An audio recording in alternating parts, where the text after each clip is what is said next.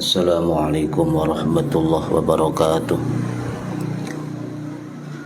Bismillahirrahmanirrahim. Ila hadratin nabiyil mustafa Muhammad sallallahu alaihi wasallam wa ala alihi wa sahbihi ajma'in. Lahumul Fatihah. A'udzu billahi minasyaitonir rajim. Bismillahirrahmanirrahim. Alhamdulillahi rabbil alamin arrahmanir rahim maliki yaumiddin. Iyyaka na'budu wa iyyaka nasta'in. Ihdinas siratal mustaqim. Siratal ladzina an'amta 'alaihim ghairil maghdubi 'alaihim waladdallin. Rabbighfirli wa liwalidayya amin.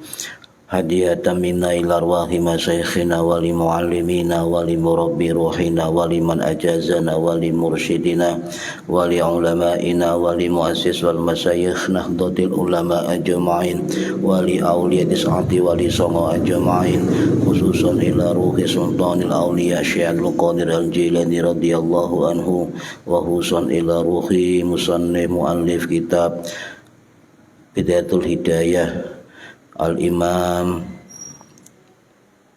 Hujjatul Islam Abu Hamid Muhammad bin Muhammad Al-Ghazali At-Tusi Asy-Syafi'i Al-Asy'ari rahimahullah, wa ila arwahi masyayikhina fil mahad Tebu Ireng Jombang ajma'in, wa ila arwahi masyayikhina fil mahad Darul Ulum Rejoso Petarongan Jombang ajma'in, wa jami'i usulihim wa furu'ihim wa azwajihim wa dzurriyyatihim wa ahli silsilatihim wa muridihim wa muhibbihim wa jam'iyyatihim wal akhidina minhum radhiyallahu anhum. Thumma ila arwahi abaina wa ummahatina wa jaddatina wa ila arwahi man fataha hadhil qaryah wa man aqamaha wa li jami'il muslimina wal muslimat wal mu'minina wal mu'minat al ahya'i minhum wal anwat, khususan ila arwahi ahli kubur man hadara fi hadzal majlis ghafarahumullah wa rahmatullahi alaihim lana wa lahumul Fatihah. A'udzu billahi minasyaitonir rajim. Bismillahirrahmanirrahim. Alhamdulillahi rabbil alamin arrahmanir rahim maliki yaumiddin. Iyyaka na'budu wa iyyaka nasta'in. Ihdinas siratal mustaqim siratal ladzina an'amta 'alaihim ghairil maghdubi 'alaihim waladdallin. Rabbighfirli wa liwalidayya amin. Bibarakati majelis ilmi, bibarakati syahr Ramadan, bibarakati Imam Ghazali, mugi-mugi kita lan keluarga kita sedaya diparingi sehat wal afiat lahir batin, kathah lan barokah rezekine, selamat dunia akhirat lan boten wonten alangan gangguan menapa-menapa biidznillah wa ridallah syai'un lillahi lana wa lahumul Fatihah. A'udzu billahi minasyaitonir rajim. Bismillahirrahmanirrahim. Alhamdulillahi rabbil alamin arrahmanir rahim maliki yaumiddin. Iyyaka na'budu wa iyyaka nasta'in. Ihdinas siratal mustaqim siratal ladzina an'amta 'alaihim ghairil maghdubi 'alaihim waladdallin. Rabbighfirli wa liwalidayya amin. A'udzu billahi minasyaitonir rajim. Bismillahirrahmanirrahim. Alhamdulillahi rabbil alamin. Allahumma salli wa sallim wa barik ala sayyidina Muhammadin wa ala alihi wa sahbihi ajma'in. Wa la hawla wa la quwwata illa billahil aliyyil azim. Amma ba'du. Ingkang kula hormati para hadirin sedaya ingkang minulya, mugi-mugi khususipun ingkang hadir fi hadzal majlis dan umumnya yang mendengarkan atau mengikuti via online, mugi-mugi mendapatkan barokah, manfaat, maslahah wa ni'matah wa salamah wa sa'adah wa syafa'ah fi dini wa dunya wal akhirah. Amin ya rabbal alamin. Monggo niat ngaji golek ilmu lillahi ta'ala. Para hadirin ingkang minulya, melanjutkan hari Senin yang lalu halaman 56. A'udzubillahi minasyaitonirrajim. Mugi-mugi asal manfaat ilmune karumahe kemuliaan pengarang kitab. Bismillahirrahmanirrahim. Tsumma qatati mongko manuta sira bil imami kelawan imam kama sabako koyok bareng kang dhisik. Fa idza faragta mongko nalikane rampung sira wasallamta lan salam sira faqra'i mongko maca sira al-fatihata ing surat Fatihah qabla an tatakallama ing dalem yento ing dalem sadurunge yento guneman sira sab'a marratin kelawan pitu pira-pira ambalan wal ikhlas lan maca surat al ikhlas sab'an kaping pitu wal mu'adzitaini wal mu'awwidzataini lan maca surat al falaq lan surat an-nas sab'an kaping pitu sab'an ping pitu. Fadzalika mongko utawi mengkono kang pitutur iku yasimuka ngrekso dalika ing sira minal jumu'ati miwiti saking dina Jumat ilal Jum'ati temeka marang dina Jumat al ukhra kang liya wa yakunu lan ono apa dalika iku khirzan ngrekso laka marang sira minasyaitoni saking setan wa kullan maca sira ba'da dalika ing dalem mengkono ing dalem sawise mengkono kang disebut maca napa Allahumma tuqsi Allah ya ghaniyyu zat kang maha sugih ya hamidu zat kang maha terpuji ya mubdi'u kang maha ngawiti ya mu'itu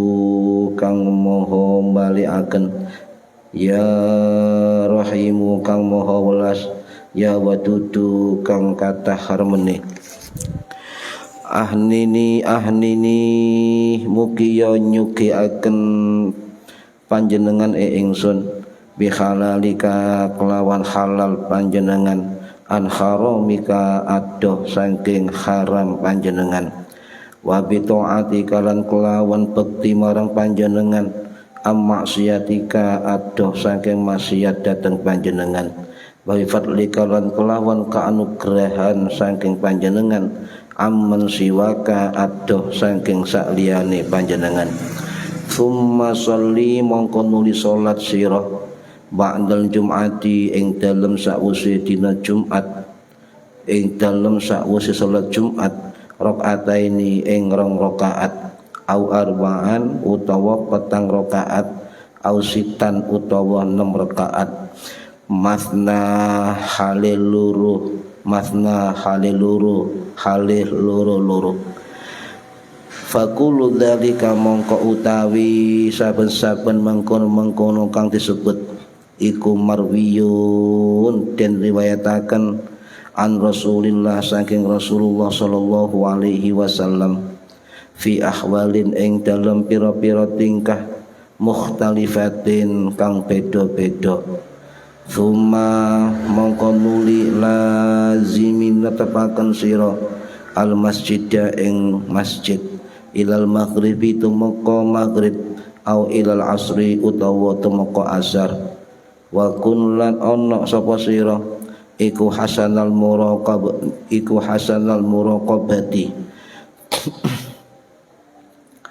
bagus sing nginjen ibadah lisaati marang mangsa asyarifati kang mulya. Para hadirin rahimakumullah, niki tentang keutamaan setelah salat Jumat napa mawon nggih. Nah di sini Imam Ghazali dawuh bahwasanya setiap kita orang-orang Islam itu wajib melakukan sholat Jum'ah bersama imam. Summa qatadi bil imami kama sabaqo lalu ikutilah perbuatan imam sebagaimana disebutkan sebelumnya. Itulah disebutkan bagaimana makmum mengikuti imam ketika sholat Jum'ah. Lah sholat Jum'ah ini para hadirin itu hukumnya wajib dilakukan, ya. Wajib dilakukan setelah khutbah Jumat. Jadi khutbah dulu baru sholat. Kalau sholat Aid, ya, itu sholat dulu baru khutbah. Nah kemudian untuk makmum, bagaimana cara makmum mengikuti imam? Summa qtadi bil imami, mongko manuto sira kelawan imam. Bagaimana makmum ikut imam pada sholat Jum'ah? Nah makmum itu sah, ya, dikatakan sah sebagai makmum sholat Jum'ah minimal mendapatkan satu rakaat bersama imam atau sebelum rukuk kedua. Maka jika makmum itu mendapati sebelum rukuknya imam rakaat kedua, maka dia makmum dan menambah satu rakaat saja. Nah, andai kata terlambat, ya, terlambat dia mengikuti imam setelah rukuk kedua imam atau dia ikut pada tahiyat akhir imam, maka makmum tersebut harus sholat 4 rakaat. Ini para hadir rahimakumullah, ini adalah pendapat dari ulama mazhab Syafi'i, ya. Tapi yang paling afdol adalah ketika makmum sholat Jum'ah itu mengikuti imam, ya, mulai dari takbiratul ihram. Lebih afdol lagi mengikuti imam ketika mendengarkan khutbah Jumat, ya. Kemudian kita lihat pada beberapa masjid itu ada khotib sendiri, ada imam sendiri. Seperti di Masjid Istiqlal Jakarta, seperti di Masjid Agung Surabaya, seperti di Masjid Agung Gresik dan sebagainya. Itu kadang-kadang khutbahnya si A, imamnya si B. Nah, terus bagaimana hukumnya ketika terjadi begitu? Ya, apakah boleh orangnya beda? Apakah harus sama? Boleh apa tidak? Ya. Nah, ulama ini beda pendapat, ya, termasuk dalam 4 mazhab beda pendapat. Tetapi di dalam mazhab Syafi'i, ya, termasuk keterangan salah satu ulama Syafi'i, yaitu Imam Syamsuddin Ar-Romli As-Syafi'i Al-Misri rahimahullah, sing wafat tahun 1596 Masehi di Kairo Mesir. Dalam kitab Nihayatul Muhtaj ila Syahil Minhaj, beliau mengatakan jika khotib dan imam beda orang atau sama orangnya itu tidak suatu keharusan, ya. Misalnya ada khotib sekaligus imam, itu tidak harus sama, tidak harus beda, tidak ada keharusan harus sama, ya. Tadi yang jelas, ya, jikalau ada khotib selesai khutbah, ya, orangnya sama misalnya, maka sunnahnya segera khotib tadi menuju mihrab atau pangimaman, ya, bersamaan dengan muadzin dan iqamah. Jadi muadzin melakukan iqamah niku bersama segera. Makanya jarak antara mihrab dengan mimbar itu berdekatan, karena ada kesunahan khotib jika sekaligus menjadi imam itu harus segera menuju mihrab, ya. Jika imamnya beda orang misalnya, ya, beda orang, maka yang imamnya ketika khotib setelah selesai khutbah, maka imam tersebut disunnahkan untuk sudah berdiri dahulu ketika dikumandangkan iqamah, segera menuju mihrab sampai muadzin selesai iqamah. Jadi menurut Imam Syamsuddin Ar-Romli, khotib atau imam Jum'ah orangnya sama itu tidak suatu keharusan, boleh juga berbeda. Cuma ada beberapa kesunahan ketika khotibnya sama atau ketika khotib dan imam berbeda, maka kesunahannya adalah segera untuk menuju pangimaman. Para hadirin rahimakumullah.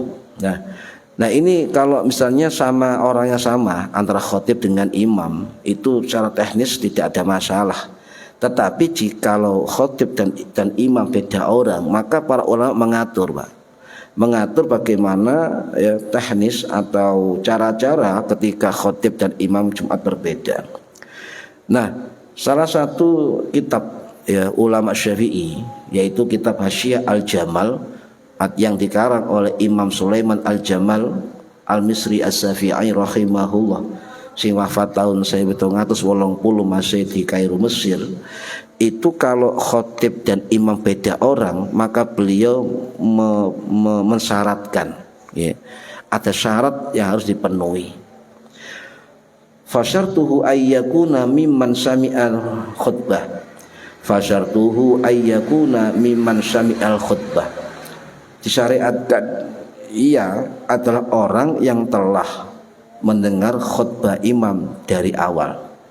Jadi ketika khotib dan imam beda orang, maka ulama Syafi'i yaitu Imam Sulaiman Al-Jamal mensyaratkan bahwa orang yang menjadi imam itu ya itu telah mendengar khutbah imam atau mengikuti khutbah. Nah, itu sekilas dari pendapat yang mewakili ulama mazhab Syafi'i. Dan bagaimana dalam 4 mazhab para hadirin? Nah, salah satu kitab yang membahas tentang muqaranah mazhab ya, perbandingan mazhab ya, yaitu kitab yang masyhur, kitab Rahmatul Ummah fi Ikhtilafil A'immah, karangannya Imam Abu Abdullah Muhammad bin Abdurrahman Ad-Dimsyaqi Asy-Syafi'i Al-Utsmani rahimahullah, sing wafat tahun 1507 Masehi di Damaskus, Suriah.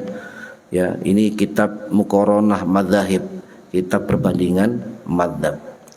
Beliau jelas mengatakan dalam kitab Rahmatul Ummah ya, wakhtalafu ya. Jadi ulama itu beda pendapat, hal yazuzu ayyakuna musalli ghairul khatib. Apakah boleh imam sholat beda dengan khatib dalam sholat Jum'ah? Ini dibahas dengan kata hal, apakah boleh, hal yazuz, apakah boleh. Maka beliau mengatakan ya dengan penjelasan 4 mazhab, jika khatib dan imam beda orang, menurut mazhab Hanafi itu boleh ya. Sedangkan menurut mazhab Maliki tidak boleh, harus sama orangnya ya. Jadi yang khutbah juga sekaligus imam, itu menurut mazhab Maliki.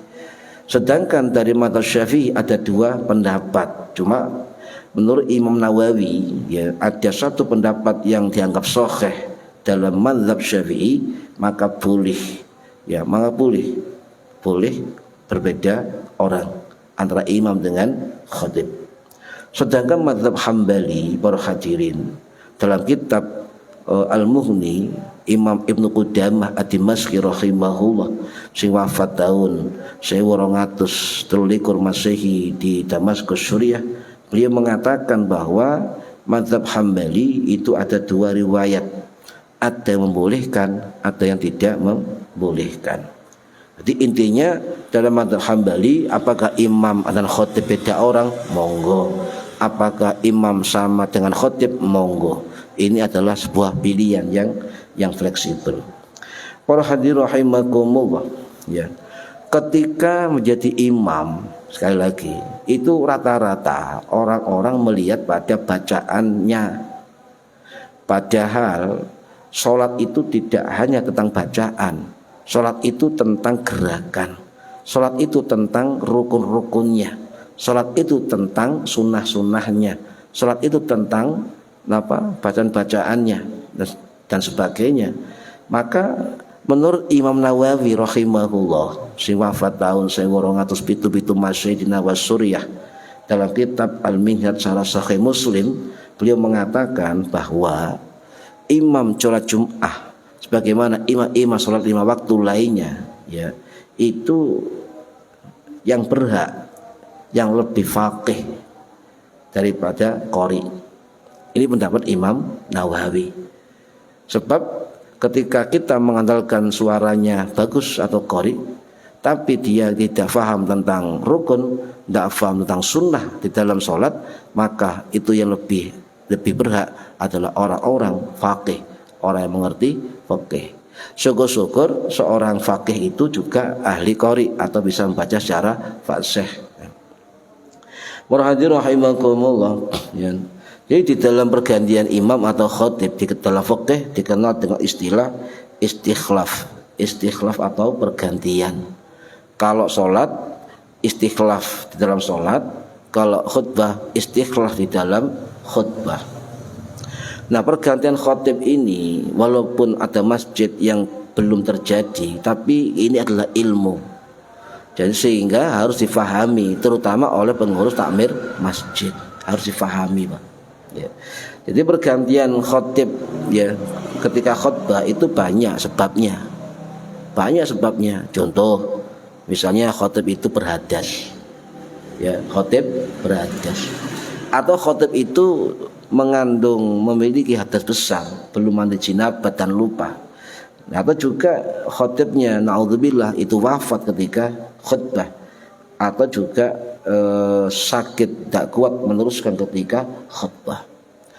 Ini sudah diantisipasi oleh para ulama karena beberapa kejadian itu di beberapa masjid di luar negeri atau di Indonesia itu ada khatib ketika khutbah itu meninggal dunia. Nah, kembali kepada ulama para hadirin. Kalau bahas teknis seperti ini, itu kembali pada ulama ya, agar tahu jawabannya. Dan para ulama itu rujukannya adalah dalil Quran dan sunnah, ijma' dan qiyas. Ya. Lah sampean misalnya membahas ini, bagaimana hukumnya mengganti khutbah khatib pada khutbah Jum'ah pada pertengahan khutbah? Lek jawabannya ini kembali pada Quran dan hadis, ya salah. Sebab sana enggak ada jawabannya. Karena Quran dan hadis adalah rujukan utama dalam istinbatul hukum. Ya. Nah, kemudian para ulama beda pendapat. Ya. Bagaimana hukum mengganti khatib di tengah khutbahnya? Ya. Maka kembali kepada syaratnya. Apakah khatib itu disyaratkan bersuci atau tidak? Ya. Nah, kalau mazhab Syafi'i dikatakan bahwa khatib itu harus suci dari hadas besar dan hadas kecil. Itu dari mazhab Syafi'i. Sedangkan dari mazhab lain, mazhab Hanafi, mazhab Maliki, mazhab Hambali, itu tidak mensyaratkan khatib harus suci dari hadas. Ini wonten keterangan demikian dalam kitab Rahmatul Ummah fi ikhtilafil a'immah. Ya, niki. Jadi gini teknisnya. Kalau mazhab lain Maliki, Syafi'i, Hambali kita letakkan dulu. Kita membahas tentang Syafi'inya. Ya. Nah, keterangan ini syarat khatib Jum'ah harus suci dari hadas ya, kecil dan hadas besar. Wonten keterangan dalam kitab Fahul Alam ya. Dalam kitab Fahul Alam ya, juga ada dalam kitab I'anatul Talibin ya. Niku wonten keterangan ya. I'anatul Talibin ini karangannya Sayyid Bakri Muhammad Syato Ad-Dimyati rahimahullah sing wafat tahun 1892 Masih di Ma'ala Mekah. Ya. Jadi boleh khatib itu boleh digantikan salah satu jamaah yang hadir. Jadi khatib Jum'ah itu ketika berhalangan, mabut, pingsan, meninggal atau sakit tak bisa meneruskan atau berhadas kentut di tengah khutbah, maka boleh digantikan salah satu dari jamaah yang hadir. Ya. Dan pengganti tadi syaratnya harus mengikuti khutbah mulai awal dari khatib yang batal tadi, dan juga boleh meneruskan bacaan khutbahnya imam sebelumnya. Jadi khatib yang pertama dengan syarat tidak ada perintah ya. Khatib yang pertama itu dengan syarat tidak ada perintah, pemisah ya. Pemisah yang lama menurut standar dari kaidah al-urfiyah atau kebiasaan masyarakat. Jadi mengganti khatib itu tidak boleh lama-lama ya. Misalnya khatibnya mengatakan batal, maka salah satu dari jamaah yang hadir harus ada yang naik menggantikan. Ya. Nah kalau pemisahnya ini nggak lama atau segera digantikan, maka khotib itu meneruskan nggak apa-apa. Tetapi pergantian khotib kok lama sekali, ya, maka khotib pengganti itu harus mulai dari awal.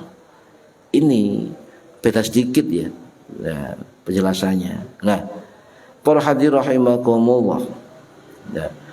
Kemudian jikalau misalnya, Bang, ya, jikalau misalnya khotibnya berhadas, ya, di tengah khutbah, kemudian tidak ada pengganti khotib lain misalnya, bagaimana? Ya, maka Imam Hajar al-Haytami Asy-Syafi'i rahimahullah, sing wafat tahun 1506 masih di Malamkah, dalam kitab Minhajul Qawim, beliau menjelaskan, jika tidak ada pengganti khotib yang lain, maka khotib yang batal tadi itu bisa wudhu kembali, ya, wudhu kembali ke mimbar, kemudian mengulang khutbah dari awal, sebab khutbah yang disampaikan tadi itu batal, tidak dihitung. Ini ya, jadi makmum harus diberdayakan pengetahuannya. Dikhawatirkan ketika ada khotib berhadas kemudian turun mimbar dan dia wudhu kembali ke mimbar lagi setelah suci, maka dikhawatirkan bagi makmum yang tidak punya pengetahuan atau ilmu menyebarkan fitnah. Ya, makanya ngaji itu penting agar faham bagaimana cara mengatasi permasalahan di dalam ibadah. Ya. Para hadirin rahimakumullah. Ya. Ya, misalnya dimisalkan oleh Syekh Nawawi Al-Bantani rahimahullah, sing wafat tahun 1897 masih di Makkah. Ya. Dalam kitab Kasifatus Sajjah Syarah Safinatun Najjah, beliau dawuh, jika ada kejadian, artinya jika khotib pertama itu pingsan atau wafat, ya, maka digantikan oleh orang lain, dan orang lain ini harus memulai dari awal secara singkat. Ya. Ada juga yang mengatakan melanjutkan dengan memenuhi rukun-rukunnya.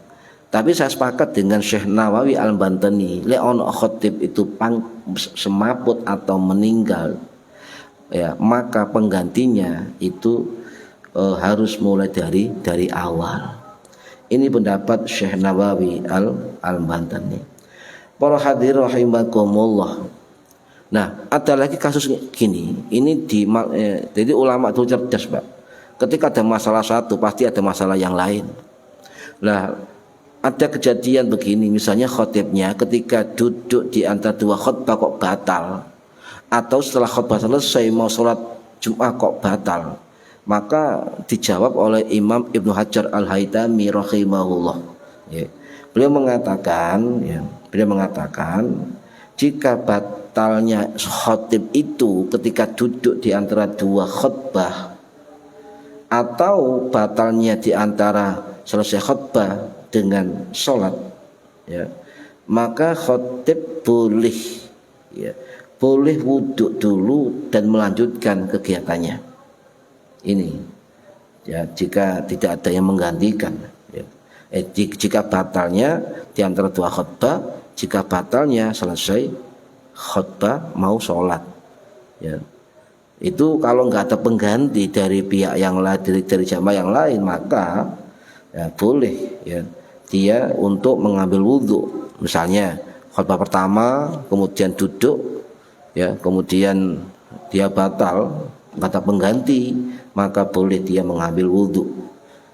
Atau ketika khutbah selesai Jum'ah, ya, dia batal, maka boleh dia mengambil wudhu terlebih dahulu sebelum sholat Jum'ah berjamaah. Paham ya? Nah, ini para hadirin rahimakumullah. Ini beda dengan khutbah sholat Aid. Kalau sholat Jum'ah dan khutbah Jum'ah itu satu paket, Pak. Tapi kalau sholat Id dan khutbah Id itu tidak satu paket, ya. Sholat Id hukumnya sunnah, khutbah Id juga hukumnya sunnah. Ya, jadi sholat itu lebih fleksibel dari khutbah Jum'ah. Tetapi ijma ulama tetap baik itu khutbah wajib Jum'ah atau khutbah sunnah, maka harus memenuhi, ya, ijma ulama memenuhi syarat-syarat dan rukunnya tetap sebagaimana khutbah Jum'ah. Ya. Jadi syarat suci, ya, syarat suci juga harus, ya, harus.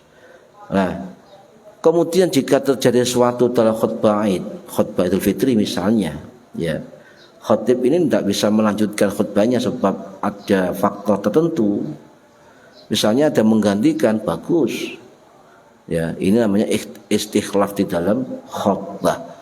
Tetapi andai kata nggak ada orang menggantikan, kemudian khutbah itu bubar misalnya, ya, bagaimana? Ada penggantian lebih baik, ya. Tetapi kalau itu bubar tidak dilanjutkan juga tidak apa-apa, sebab khutbah itu hukumnya sunnah. Para hadirin rahimakumullah, ya.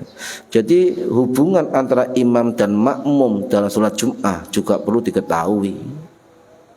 Misalnya seorang yang membentuk jamaah itu adalah niatnya makmum, bukan niatnya imam.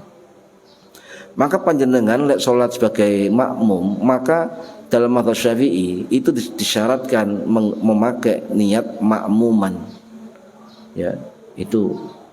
Jadi berjamaah sebagai makmum harus menambah kalimat makmuman, ya, itu baru sah sebagai makmum. Summa qatadi bil imam tadi, Imam Ghazali.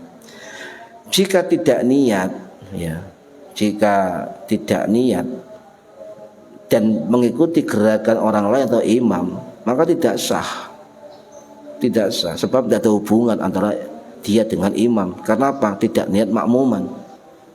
Ini.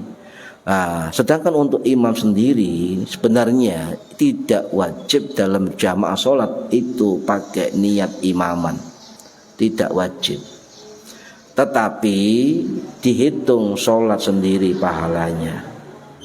Walaupun dikatakan imaman bagi imam dalam niatnya enggak wajib, tapi di dalam mazhab Syafi'i atau dicantumkan dalam kitab Safinatun Najah, ya, karangannya Syekh Salim bin Sumar Al-Khadrami rahimahullah, si wafat tahun 1885 masih Tanah Abang Jakarta itu. Kemudian juga dalam kitab Kasih Waktu Saja, Syekh Nawawi Al-Bantani juga mengatakan bahwa walaupun niat pakai imaman bagi imam itu tidak wajib, ya, tetapi di dalam pas sholat ini wajib baca imaman dalam niatnya. Oh, itu apa saja? Sholat Jum'ah. Nah ini, jadi imam itu ketika sholat zuhur, asar, maghrib misalnya enggak pakai imaman, langsung usolli fardhu Allahu Akbar misalnya, maka sah, ya, enggak apa-apa.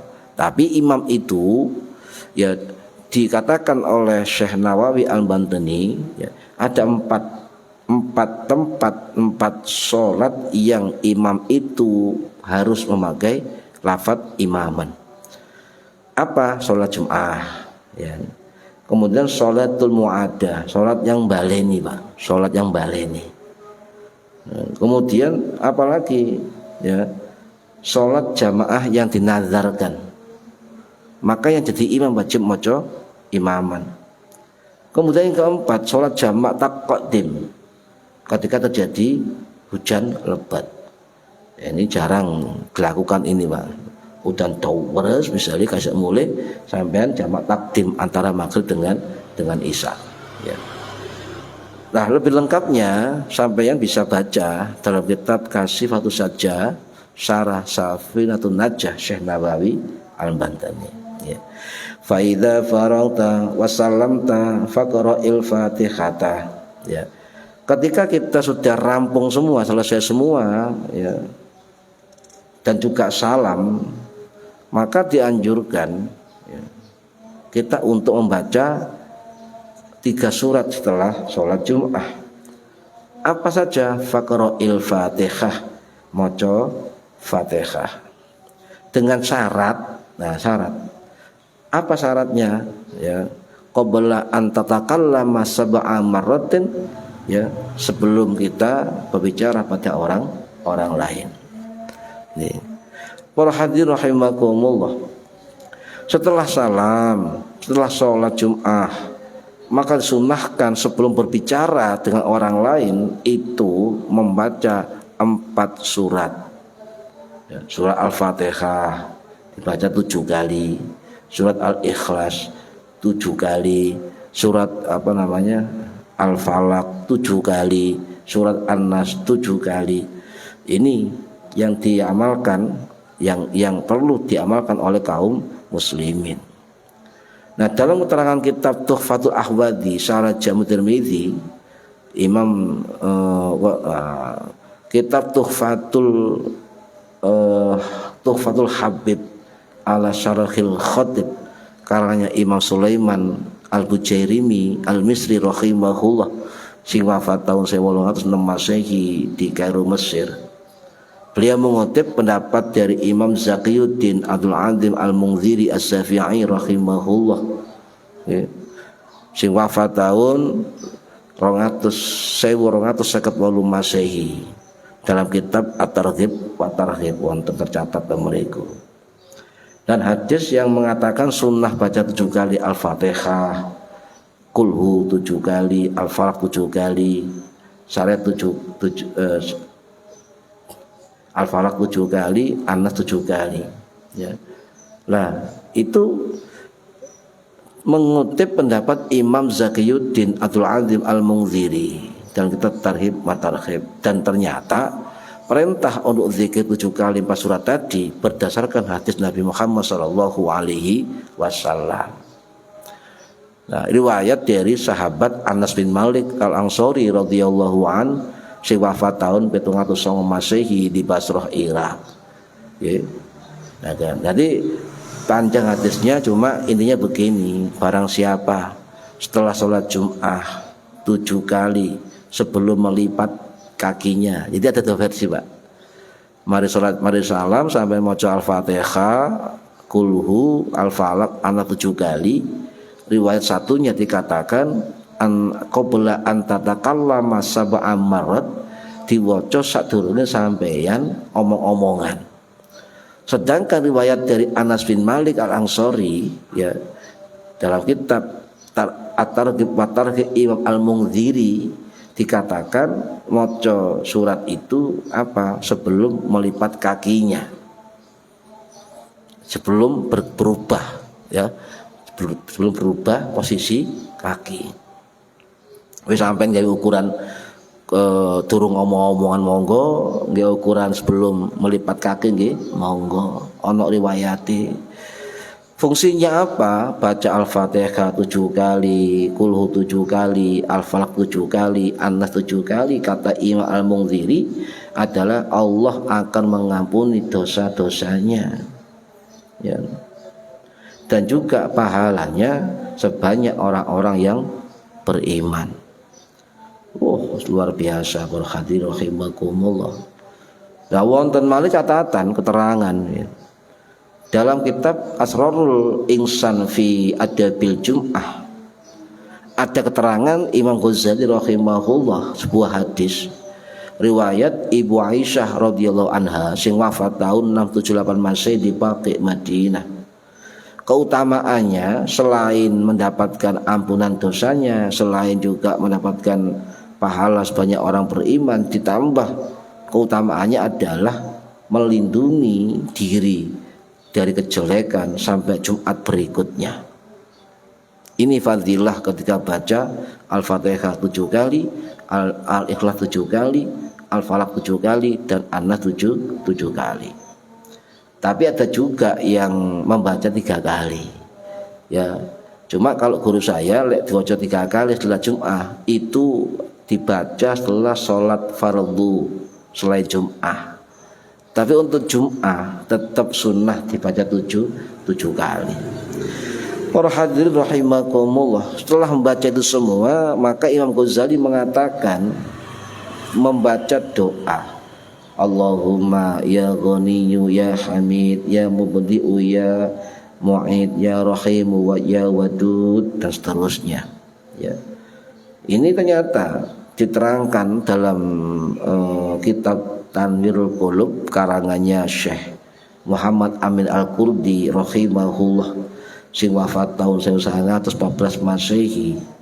Itu pernah mengatakan bahwa siapa yang membaca doa ini tadi ya, doa tadi Allahumma ya Ghaniyyu ya Hamidu ya Mubdi'u ya Mu'idu ya Rahimu ya Wadudu dan seterusnya ya, maka kata tadi ya, Imam Al-Munziri kata Syekh Amin Al-Qurdi itu akan mendapatkan perlindungan ya, dirinya, perlindungan keluarganya dan perlindungan anak-anaknya. Jadi kalau misalnya sayang keluarga, maka kita disunahkan untuk setelah Jumat membaca Al-Fatihah 7 kali, Kulhu 7 kali, Al-Falaq 7 kali, Anas 7 kali. Jadi rezekinya bertambah dan sebagainya. Jadi banyak fadilah dan keutamaannya. Nah, ini dikaitkan dengan pahala keutamaan pada hari Jumat yang istimewa. Para hadirin rahimakumullah. Setelah baca tadi, maka kita tambah dengan zikir-zikir lainnya. Nah, dalam keterangan kitab I'anatul Talibin, ya, Sayyid Bakri Syato Atimyati rahimahullah sing wafat tahun 1892 masih di Ma'la Mekah niku menjelaskan ada satu bait ya, syair itu sunnah untuk dibaca setelah Jum'ah. Ya, apa syairnya? Ilahi lastulil firdausi ahla wala aqwa alan naril jahimi fahabli taubatan wa ufir dhunubi dan seterusnya. Itu syair yang nyusun adalah Abu Nawas atau Abu Nuwas. Dan syair ini ada termaktub di banyak kitab ulama. Salah satunya adalah termaktub ya, dalam kitabnya Imam Asy'arani rahimahullah sing wafat tahun 1505 Masehi di Kairo Mesir. Beliau mengatakan barang siapa yang membaca 2 bait ya setiap hari Jum'ah maka diambil ya ruhnya dalam keadaan Islam tanpa ragu sedikit pun. Artinya nanti wafatnya husnul khotimah. Ya. Dibaca 2-3 kali, tapi riwayat lain mengatakan ilahillas tulil firdausi ahla itu dibaca 5 kali setelah sholat Jum'ah. Sinten Abu Nawas niki para hadirin, coba kalau tak mengangkat cerita sedikit ya, nanti ada hubungan dengan Imam Syafi'i. Di dalam kitab Al-Bidayah wa Nihayah karangannya Al-Imam Ibnu Katsir rahimahullah sing wafat tahun 1373 masih di Damaskus ya. Beliau menjelaskan ya bahwa Abu Nawas atau Abu Nuwas ini adalah seorang yang penyair ya, terkenal penyair, tapi terkenal penyair khamr karena dia pernah ya membuat syair yang kontroversial waktu itu. Misalnya beliau membuat syair ya, biarkan masjid diramaikan oleh orang-orang ngaji atau ibadah, kita di sini saja bersama para peminum khamr dan saling menuangkan. Tuhanmu tidak pernah berkata celakalah para pemabuk, tapi Tuhanmu berkata celakalah orang-orang yang sholat. Ini syair Abu Nawas. Dan ketika Khalifah Harun ar-Rasyid rahimahullah sing wafat tahun 809 Masehi di Terus Iran mau dipenggal kepalanya Abu Nawas ini sebab membuat syair yang kontroversial, bahkan menjustifikasi kumpulan para peminum khamr waktu itu. Ya. Tapi nggak jadi. Kenapa nggak jadi? Karena ada pakar juga bahwa Abu Nawas itu hanya menyusun syair dengan kalimat-kalimat indah, tetapi dia tidak melakukannya. Suatu saat ketika Imam Syafi'i masih di Mesir, ya, pada tahun 814 Masehi, itu Abu Nawas yang nama lengkapnya adalah Imam Abu Ali Hasan bin Hani Al-Hakami, ya, Al-Baghdadi rahimahullah, wafat pada tahun 814 Masehi, dan Imam Syafi'i masih di Baghdad. Ya. Imam Syafi'i sempat tidak mau menyolati Abu Nawas. Ya, kenapa? Karena memang dia terkenal dengan penyair khamr.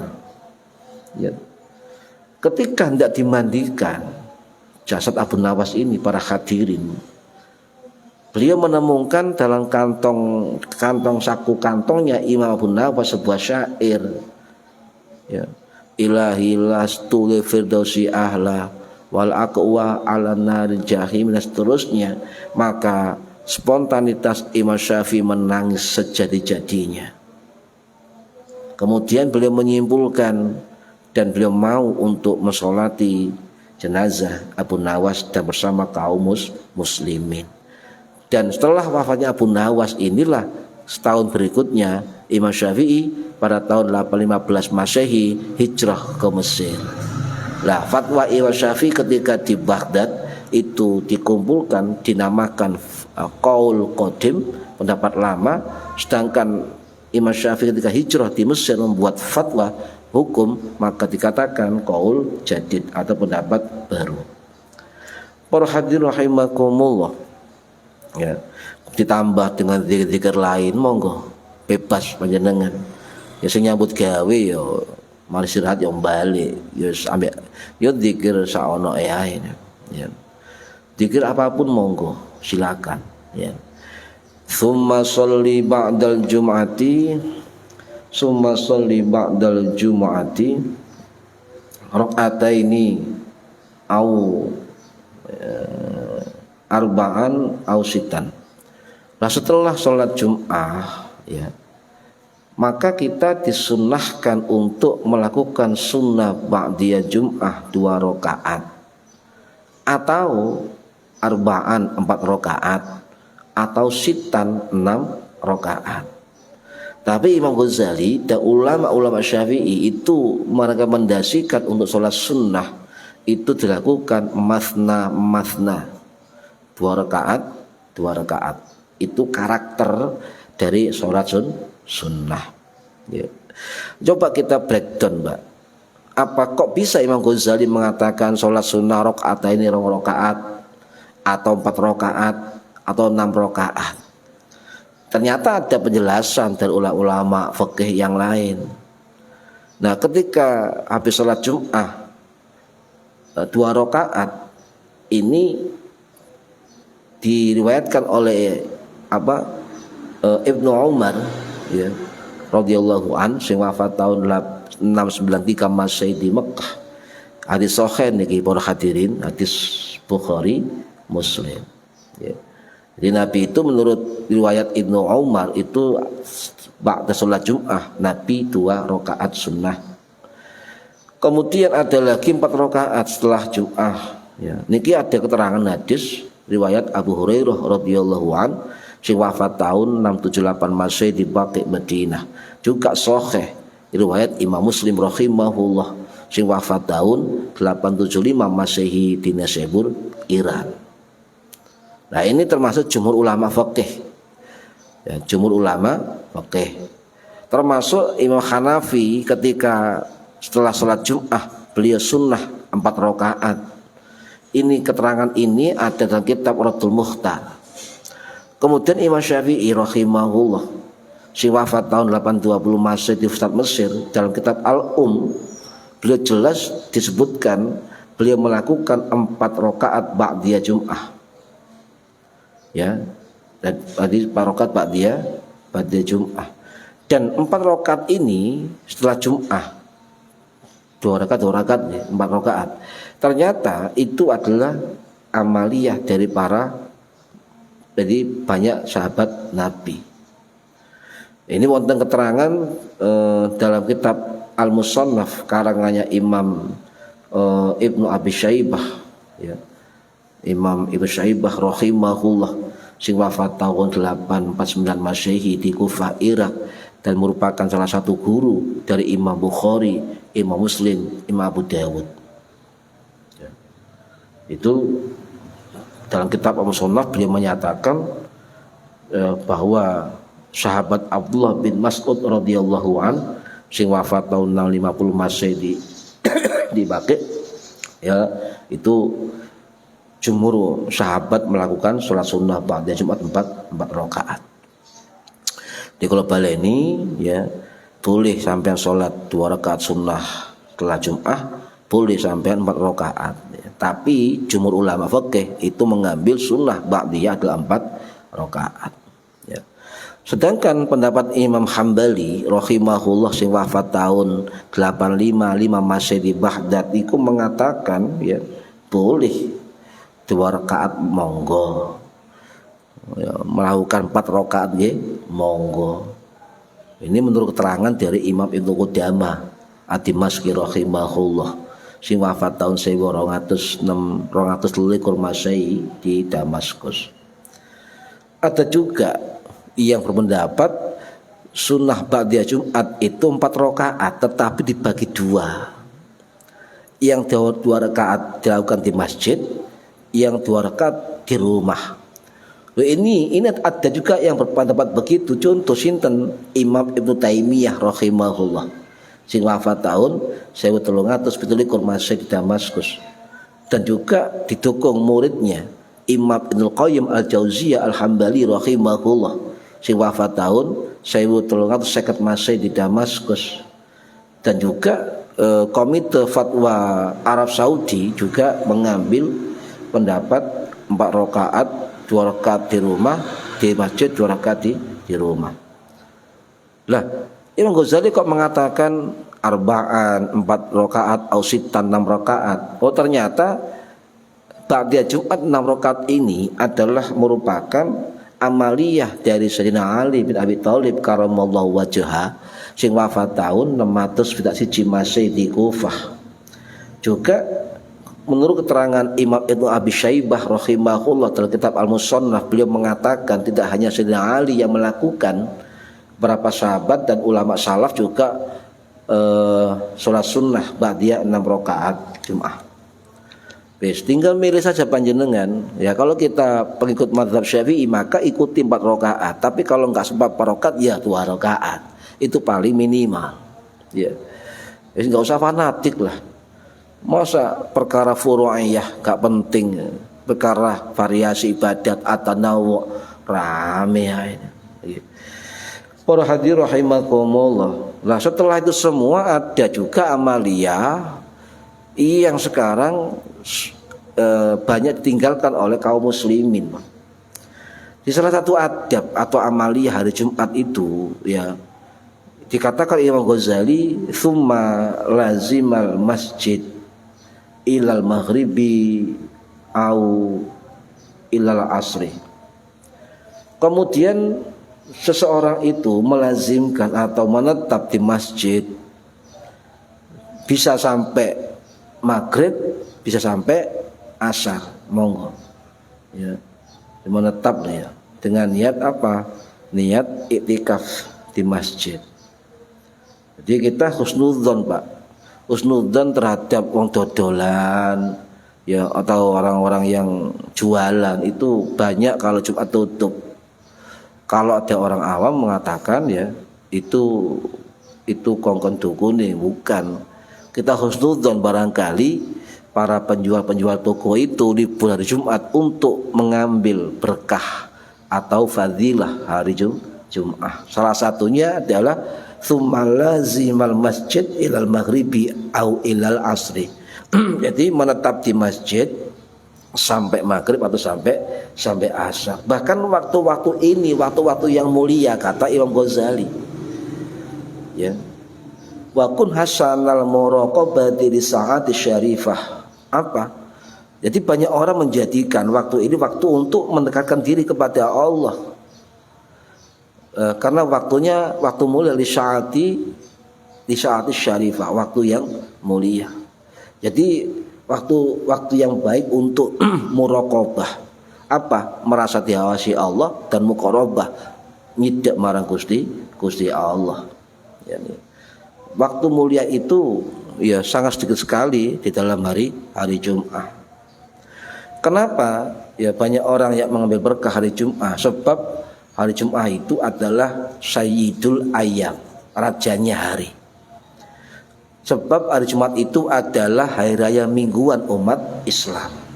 Ya. Ini Sayyidul Ayyam. Nah, Sayyidul Ayyam, rajanya hari, ini khusus diberikan kepada umat Kanjeng Nabi Muhammad sallallahu alaihi wasallam. Ini dijelaskan tentang Sayyidul Ayyam secara detail kalau jenengan dan kulo membaca karya Imam Suyuti rahimahullah. Ya, mau baca dalam kitab Al-Lum'ah fi Khosaisil Jum'ah niku wonten jelas. Nggih. Para hadirin rahimakumullah. Istilah Sayyidul Ayyam itu pun dari Kanjeng Nabi Muhammad sallallahu alaihi wasallam. Wonten riwayat hadis dari sahabat Sa'id, ya, bin Ubadah. Sa'ad bin Ubadah niki radhiyallahu an sing wafat tahun 635 masih di Yordania. Nah, itu diriwayatkan oleh Imam Syafi'i rahimahullah, diriwayatkan oleh Imam Hambali rahimahullah. Sayyidul ayyami 'indallahi yaumul jum'ah wa huwa 'azzamu min Idul Fitri, Idul Adha. Ya, jadi rajanya hari di sisi Allah adalah hari Jumat, dan hari Jumat itu 'azzamu, lebih agung, lebih mulia dari apa? Hari Idul Adha dan Idul Fitri. Wa fihi khamsu khisalin, sebab di dalamnya ada 5 keutamaan, kata Imam Ghazali. Ya. Yang pertama apa? Dalam hadis Nabi, yang pertama hari Jumat diciptakan Nabi Adam. Ya. Kemudian wafatnya Nabi Adam alaihissalam. Kemudian apa? Dikeluarkan dari surganya Allah. Ya, sampai, dan Jumat itu terjadinya hari kiamat. Yang kelima, Jumat itu ada waktu yang mustajabah. Ya. Bahkan seluruh makhluk, Pak, kita ini tidak mendengar cerita makhluk setiap Jumat. Jadi setiap hari Jumat tiba, makhluk-makhluk niki mengalami musfik. Musfik itu gelisah, khawatir, berlebihan.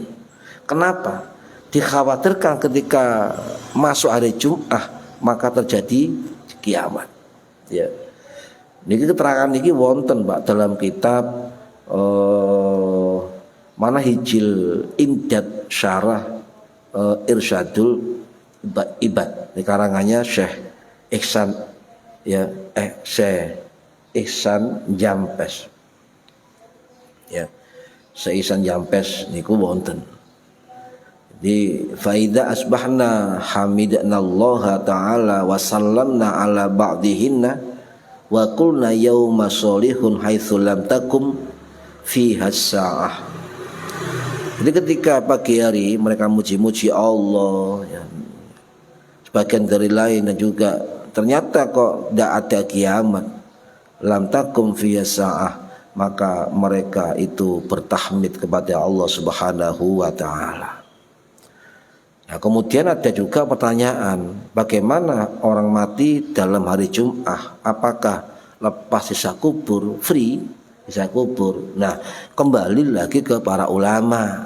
Ya, memang ada hari-hari khusus, ada benda khusus, hari khusus, situasi khusus, tempat khusus yang itu istimewa di hadapan Allah Subhanahu wa ta'ala. Artinya ada keutamaan yang diberikan Allah Subhanahu wa ta'ala. Ada sebuah hadis, Pak. Niki hadis niki saking riwayat sahabat Abdullah bin Amru bin Al-As radhiyallahu an sing wafat tahun 680 Masehi di Mesir.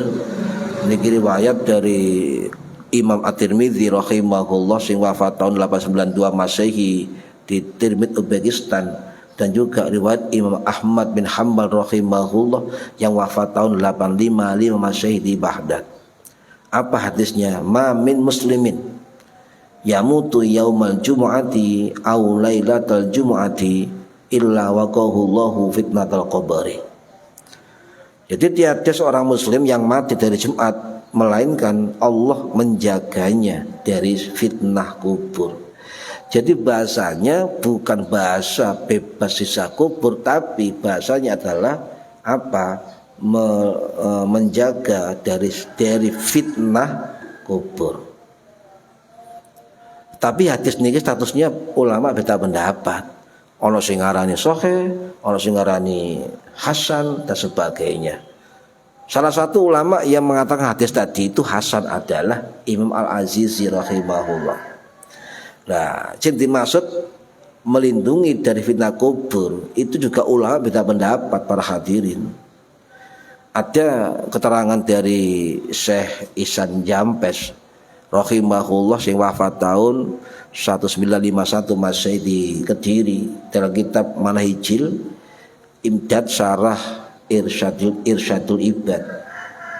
Ya.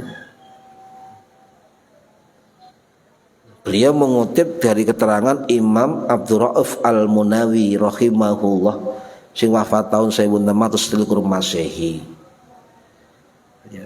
Artinya dia tidak ditanya malaikat di kubur, enggak ditanya pertanyaan, sebab oleh rahmati Gusti Allah. Ini pendapat Imam Abdurrauf Al-Munawi dikutip oleh tadi nggih oleh Syekh Ihsan Jampes dalam kitab Manahijil Imdad. Nggih.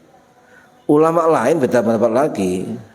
Contoh Imam Az-Zayyadi Al-Misri rahimahullah sing wafat tahun 1615 Masehi di Qarafah Mesir.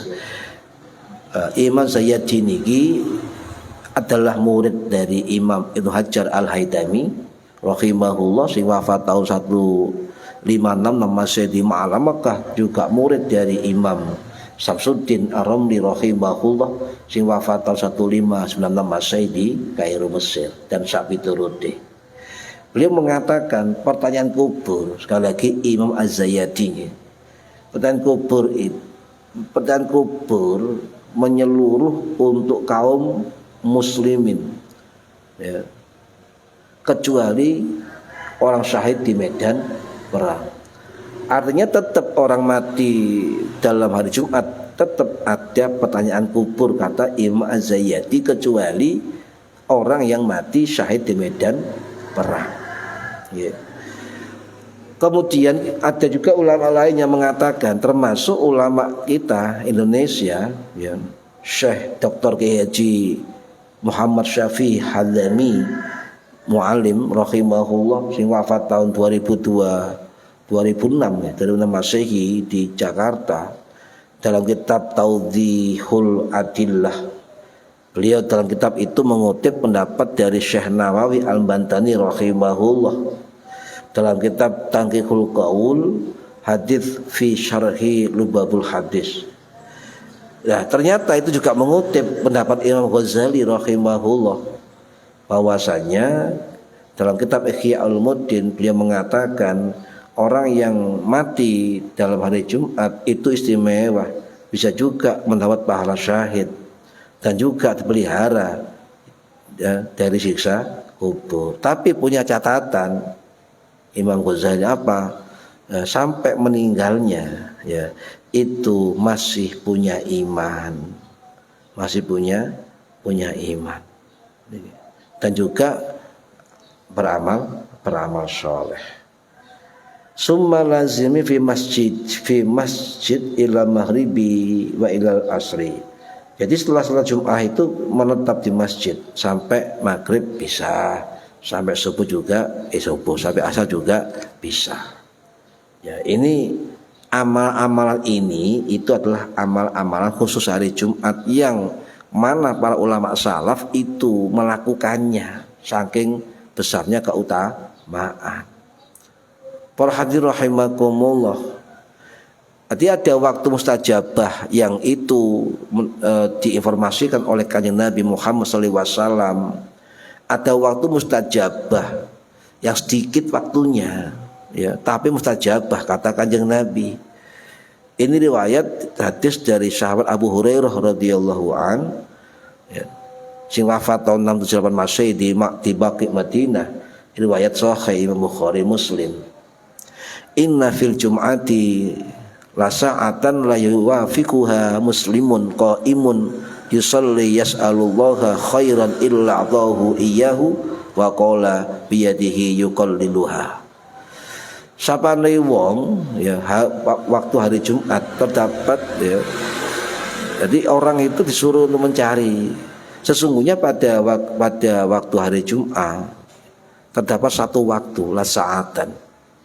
Tidaklah seorang muslim ketepatan berdoa, berdiri, mohon kebaikan kepada Allah dengan bersamaan dengan waktu mustajabah tadi, maka melainkan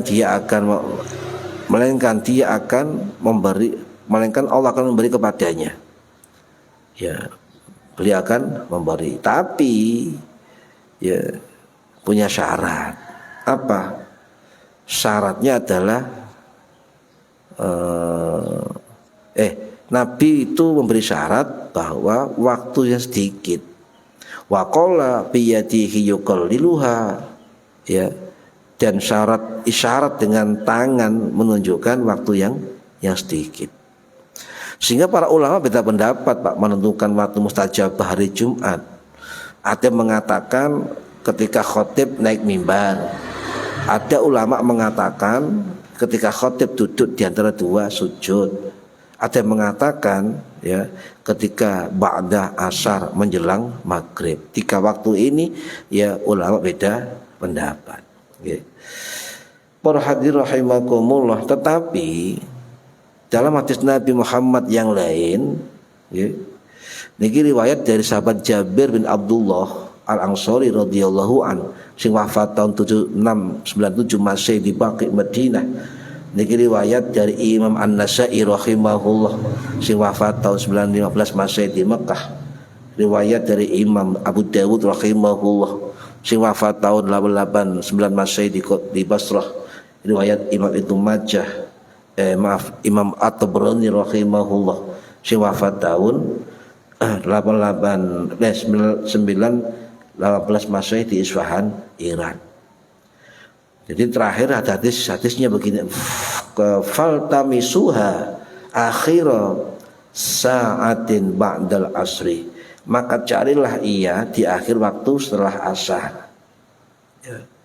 Lah menurut keterangan Imam Tirmidzi rahimahullah yang wafat tahun 892 Masehi di Tirmidzi Pakistan, mengutip pendapat Imam Hambali rahimahullah tentang apa? Waktu mustajabah. Qala al-Imamu Ahmad aktsara ahaditsi fi sa'ati turja fiha ijabat da'wati. Ya. Imam Hambali dawuh annaha ba'da sholatil asri wa turja ba'da zawali syamsi. Jadi waktu mustajab Jumat itu adalah ba'da asar. Ya, ba'da asar. Ya, setelah matahari bergeser atau waktu sholat Jumat. Jadi malah nambah satu terangan hadisnya dari Kanjeng Nabi Muhammad SAW. Nah, inilah mengapa alasan para ulama itu mensunahkan untuk menetap setelah Jumat di masjid sampai asar atau maghrib. Dan ini sulit dilakukan pada zaman sekarang. Nggak nyebut gaya sampean ya. Nah, kemudian para ulama itu juga, apakah orang juga menjelaskannya? Apakah orang yang berada di rumah juga mendapatkan waktu mustajabah? Ya. Begini para hadirin rahimakumullah. Ya. Para ulama itu membagi 3 waktu ketika kita mencari waktu mustajabah di hari Jumat. Ada 3. Ya. Yang pertama, tetap tinggal di masjid setelah sholat Jumat. Tetap tinggal di masjid, iktikaf di masjid. ya ya ke masjid itu sampai selesai. Ya. Atau dia pulang dulu kemudian ya tetap tinggal di masjid, berdoa, zikir dan sebagainya. Kemudian setelah asar berdoa, setelah itu selesai. Ini adalah pilihan yang pertama, yang paling baik. Yang kedua, ternyata saya ingat ya, amalan ini adalah amalan Imam Sa'id bin Jubair Al-Kufi rahimahullah yang wafat tahun 714 Masehi di Kufah. Ya. Dengan catatan ketika kita sholat berdoa waktu mustajabah itu sampai menjelang maghrib ya, tidak bicara, tidak ngobrol dan sebagainya. Yang kedua, kita bisa berangkat menjelang maghrib, Pak. Kemudian sholat tahiyatul masjid, berdoa, zikir sampai akhir waktunya. Nah ini namanya adalah tingkatan yang kedua, pilihan. Sedangkan kedudukan yang paling rendah, pilihan yang terakhir tapi lemah, itu ada ulama yang boleh ketika menunggu waktu mustajabah di rumah, duduk di tempatnya atau di rumahnya, berdoa sampai akhir waktu ini. Jadi tinggal pilihan saja. Tapi kalau orang sekarang yang sulit ketika habis Jumatan kemudian iktikaf sampai maghrib ya, tapi ada yang melakukan masih bisa. Jadi amalan-amaliyah inilah yang kemudian dilestarikan oleh ulama-ulama salaf kita. Sudah ada tuntunannya, penjelasannya, doa-doanya, keutamaannya dan sebagainya sudah, dan bahkan mereka melakukan, Pak, ulama salaf niku. Ya. Nah, jarang dilakukan. Apa mana saiki akeh masjid dikunci, kan begitu. Ada orang asing sholat gak pindah-pindah dicurigai. Ini perlu diluruskan para hadirin. Barangkali orang itu mengikuti sunnah kanjeng Nabi dan ulama salaf ya. Kecuali pada pondok pesantren masih bisa. Kalau liburan misalnya masih bisa. Saya dulu juga begitu ya, habis Jumatan menetap kemudian membaca Quran dan seterusnya. Nah ini bisa dilakukan. Tapi kembali kepada kita semua, kalau emang nggak bisa yang pertama, yang kedua, ya minimal yang terakhir, mencari matu mustajabah ketika di rumah. Okay? Itu jadi inilah keterangan adab-adab setelah sholat Jum'ah yang ditulis oleh Imam Ghazali rahimahullah. Okay? Demikian yang dapat kami sampaikan. Mugi-mugi ngaji niki, keterangan niki saged bermanfaat maslahah fid dini wad dunya wal akhirah. Al-Fatihah. A'udzubillahi minasyaitonir rajim. Bismillahirrahmanirrahim. Alhamdulillahirabbil alamin. Arrahmanirrahim. Maliki yaumiddin. Iyyaka na'budu wa iyyaka nasta'in. Ihdinas siratal mustaqim. Siratal ladzina an'amta 'alaihim ghairil maghdubi 'alaihim waladdallin. Rabbighfirli wa liwalidayya. Amin. A'udzubillahi minasyaitonir rajim. Bismillahirrahmanirrahim. Allahumma shalli wa sallim wa barik ala sayyidina Muhammad. Alhamdulillahirabbil alamin. Allahumma 'allimna 'ilmal Qur'an wa 'allimna ilma la ilaha illallah wa 'allimna min ladunka ilman nasiru bihi kamil mahyatul mamat. Allahumma shalli wa sallim wa barik ala sayyidina Muhammadin wa ala ali sayyidina Muhammadin adada man shoma fi Ramadan wa adada man shalla fi Ramadan wa adada man saddaqa fi Ramadan wa adada man qara'a al-Qur'ana fi Ramadan wa adada man qala la ilaha illallah Muhammadun fi Ramadan. Allahumma barik lana fi syahr Ramadan. Allahumma barik lana fi syahr Ramadan. Allahumma barik lana fi syahr Ramadan. Rabbana atina fid dunya hasanah wa fil akhirati hasanah wa qina adzabannar. Wa sallallahu ala sayyidina Muhammadin wa ala alihi wasallam. Subhana rabbika rabbil izzati amma yasifun wa salamun alhamdulillahi rabbil alamin. Bi barakatil Fatihah. A'udzubillahi minasyaitonir rajim. Bismillahirrahmanirrahim. Alhamdulillahirabbil alamin arrahmanirrahim maliki yaumiddin. وإياك نستعين المستقيم صراط الذين أنعمت عليهم غير المغضوب عليهم waladdallin rabbi firli wa liwalidayya amin. Nggih, ngapunten mugi-mugi manfaat maslahah fid dini wad dunya wal akhirah. Wallahu a'lam bishawab. Wassalamualaikum warahmatullahi wabarakatuh. Allahumma sholli ala Muhammad.